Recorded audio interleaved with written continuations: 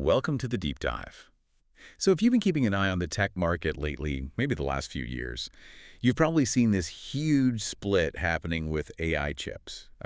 The growth isn't just fast, it's creating these massive winners and losers, financially speaking. Yeah, it's pretty stark. Right.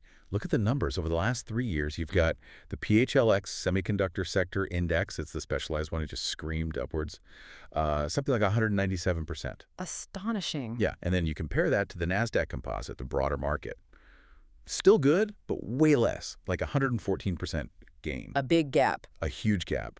And it tells you something really clearly, doesn't it? The real action, the real value, it's all happening in that specialized high-performance silicon. So today, that's exactly where we're going, right into the heart of it. Our mission here is to really dig into this high-stakes game between two giants, Broadcom and Qualcomm. And we're focusing specifically on AI inference. It's critical, but maybe less understood. Definitely less headline-grabbing than training historically. Exactly. So if you, listening right now, want that quick path to understanding where the tech is really pivoting, and honestly, where the next big wave of money might be moving in semiconductors, well, this deep dive, it's your shortcut. That's a perfect way to put it. Because, for years, it felt like the entire AI story was just NVIDIA. NVIDIA dominating AI training. That's the bit where you build these enormous models. Right, the heavy lifting part. Exactly, the heavy lifting. But things have already shifted. The reality now is that custom processors, chips designed for extreme efficiency, they're the new hot commodity. And that's creating this massive opportunity for companies that can actually deliver them. And right now, Broadcom, they're kind of wearing the crown there. They saw this shift coming, I think, and they really leveraged specialized chips, ASICs, application-specific integrated circuits, to handle these complex AI inference jobs super efficiently. ASICs, okay. Yeah, and that move, it wasn't just clever tech. It landed them these huge long-term deals with the biggest players out there. We're talking hyperscalers, key names like OpenAI, they locked them in. Okay, let's unpack that Broadcom success then, because the numbers really show the scale of what's happening. They're projected to hit, what, $20 billion in AI revenue? $20 billion, yeah, by the end of fiscal 2025. And that's a jump of 63%, just in AI revenue from the previous year. That's incredible. It's a massive leap, and it's not just future projections either. They've apparently built up this backlog, recorded at $110 billion in revenue. Wow, okay, $110 billion. Right. That doesn't just happen randomly. It's built entirely on why people want their chips. These custom processors engineered for, maximum efficiency. Think about it if you're a giant data center running AI models constantly, 2047. Every watt counts. Every single watt saved translates directly into millions, maybe hundreds of millions, in lower operating costs. So efficiency, not just raw speed, is the absolute golden ticket here. But okay, that amazing success, that incredible growth, it always comes with a financial side effect, right? Okay. And we need to talk about that. Their stock price has just exploded 339% in just 2 years. It has. It's been on a tear. So when you look at the valuation, the price, it's pretty dizzying. It is. And this, brings us to maybe the big flashing warning sign for anyone looking at this space right now. Broadcom is trading at 87 times its earnings. 87 times. Yeah. The market has basically put this, frankly, bonkers price tag on every dollar of their future growth. That 87x PE ratio, it effectively means investors expect Broadcom to keep up a growth rate that's honestly almost mathematically impossible. It demands absolute perfection for years just to justify where the stock is today. Right. So you've got this clear leader, totally dominant, but the stock is priced for, like you said, perfection. And that kind of overheated valuation, that's exactly what makes the market start looking around, hunting for the next big opportunity, right? The company that could maybe achieve something similar, but starting from a much, much lower point. Precisely. And according to the sources we looked at, that strategic bet, the company people are now watching closely, it's Qualcomm. Okay, Qualcomm. Now, if we're going to get why Qualcomm is the potential next play, we need to be really clear about this next battleground. We keep saying AI inference. Let's just pause for a second and properly define that technical shift. Good idea. Let's maybe use an analogy. Think of AI training like building up muscle. It needs raw, brute force power, loads of energy to crunch through massive data sets. That's why NVIDIA's GPUs were king there. We're building the muscle. Right.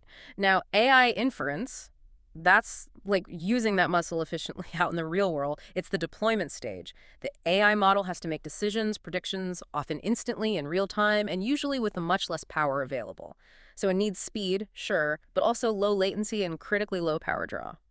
Okay. So training is the gym, inference is Mm. the actual performance. Kind of, yeah. And that difference in architecture matters a lot. Broadcom's custom chips are brilliant at massive centralized efficiency, inside a giant hyperscaler data center. But if inference is going to be everywhere in your phone, your car, your factory, embedded in all sorts of cloud stuff, you need efficiency that can work anywhere, often decentrally. Makes sense. And the market data backs this up, this shift towards inference. Oh, absolutely. The data is showing a huge move towards deployment and scale. IDC, for instance, they're predicting that actual spending on AI inference infrastructure, it's going to overtake spending on the initial AI training infrastructure by the end of 2025. Overtake it. So inference becomes the bigger market soon. That's the forecast. It's not some far-off theory. It's happening, like, right now. And add to that, Gartner estimates that the actual amount of computing power dedicated just to inference, that's set to grow by a staggering 40 to 50% every year through 2027. 20 to 50% growth annually. Annually. It's an explosion. And this massive growth, it plays directly into the strengths of companies who are experts in energy-efficient chip design. Because if you're deploying AI everywhere, you simply can't afford to power the planet with chips that just guzzle energy. Suddenly, Qualcomm's core skill, honed over years in the super power-constrained smartphone world, becomes incredibly relevant for the data center, too. That is a fascinating twist. Qualcomm, the company known for powering basically every smartphone, always focused on squeezing out every last bit of battery life, now aiming straight at the data center, targeting this booming AI inference space. Yep, that's the pivot. But hang on a second, let's push on that. We're talking about comparing Broadcom's custom silicon, built for giants like Google or Meta, right? Their whole world is hyperscale data centers. And comparing that to Qualcomm, whose deep expertise is making a chip work efficiently inside, like a 6-inch phone screen. Can they really make that jump? Can that mobile architecture genuinely scale up to handle gigawatts of data center power reliably? What do the sources say about that skepticism? Because I'm sure it's out there. Sure. That is absolutely the critical question. And the sources suggest Qualcomm knows this is the hurdle. They aren't just saying, hey, our phone stuff might work. No, they're outlining a very deliberate multi-generational plan. They've specifically announced rack-scale data center solutions, the AI200 and the AI250. Okay, dedicated products. Dedicated products. This is a clear roadmap. AI200 is slated for 2026. AI250 follows in 2027. It signals they're serious about this long term. And crucially, they seem to have already landed a massive strategic win. Something to prove this model can work at the kind of scale we're talking about. We really need to discuss their partnership in Saudi Arabia. It's with a company called Humane. Humane. Backed by the Saudi Public Investment Fund, right? The PIF. That's the one. Big sovereign wealth fund backing. Okay, so tell me about the scale here, because scale is what changes the story for Qualcomm, isn't it? It absolutely is. The initial phase is already huge. Humane plans to deploy Qualcomm's chips to power 200 megawatts of inference capacity. 200 megawatts. How big is that in, like, real terms? Okay, so for context, building a typical 100-megawatt data center costs roughly $1 billion.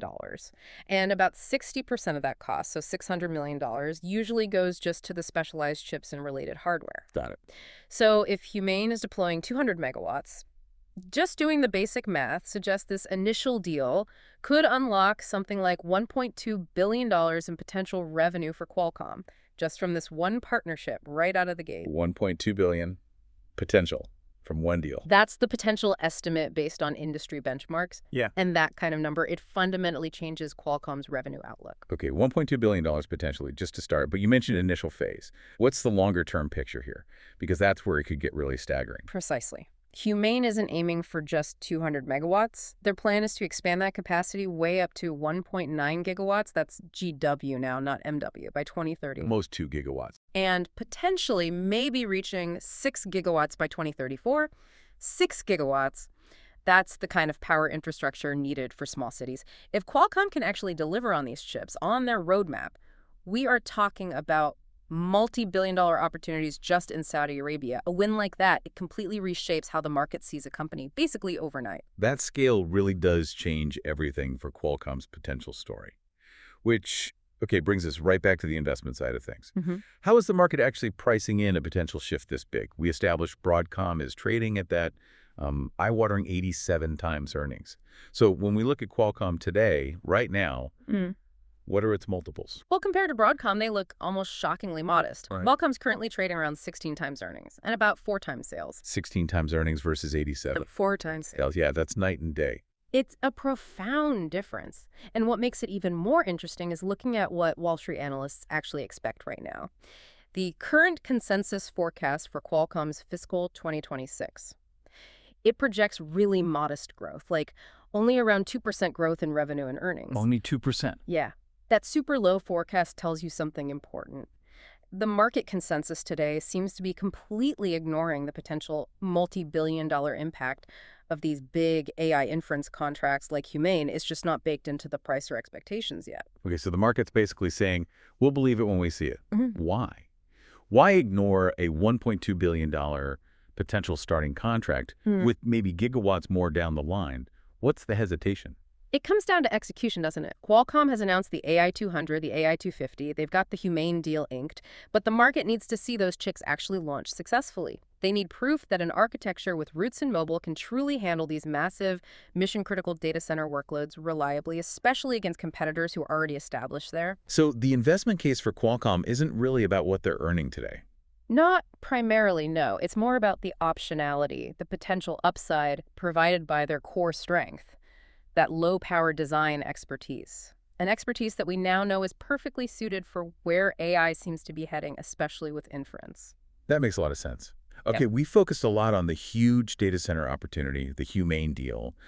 But what about those other areas you mentioned where low power efficiency is also crucial? Does that offer more growth potential for Qualcomm? Absolutely. Beyond just the giant centralized data centers, Qualcomm's advantage, that deep knowledge of low-power design, is kind of perfect for all the sectors that need real-time inference, often happening right at the edge, away from the cloud, and needing to sip power. Like what kind of sectors? Well, the sources highlight several big ones. Edge AI devices themselves, think smart cameras, industrial sensors, things that need instant processing locally. Then there's the huge, rapidly growing demand for smarter automotive chips controlling everything in modern cars. And of course, the sheer explosion of the Internet of Things, IoT, right? Where potentially billions of tiny sensors and devices will need some form of low-power inference capability. Okay, so multiple fronts beyond just data centers. Exactly. So the takeaway here for you, the listener, is maybe this. Qualcomm looks like a really strategic way to get exposure to this explosive AI semiconductor boom, but, and this is the key point potentially, without paying that astronomical premium valuation that Broadcom's proven success now commands. Okay, right. Let's try and wrap this up then. Yeah. Broadcom came storming in. They really defined this first chapter, didn't they? The custom AI processor market. They built an amazing product, won huge deals, and that drove their valuation sky high. That part of the story feels, well, it feels written. And it's expensive to buy into now. Agreed. The market recognizes their success and has priced it accordingly, maybe even excessively. But Qualcomm, they seem strategically positioned to catch this next wave of AI demand, the inference wave. And they're starting from a valuation base that's just vastly lower. So if their upcoming chips, the AI 200 and 250, actually deliver, if partnerships like that massive Humane deal really scale up and prove the efficiency claims. Then the company could see a really major turnaround, not just in actual growth numbers, but maybe just as importantly, in how the market perceives them. That perception shift can be powerful. Definitely. And maybe connecting it back to the bigger picture. Remember, we said global inference capacity is set to explode, like 40 to 50% growth every single year. Broadcom proved that specialized efficient chips are the key for the massive centralized players, the Googles, the Metas. Right. So maybe here's a provocative thought for you to consider. Building on that 50% growth rate, what's the next big customer?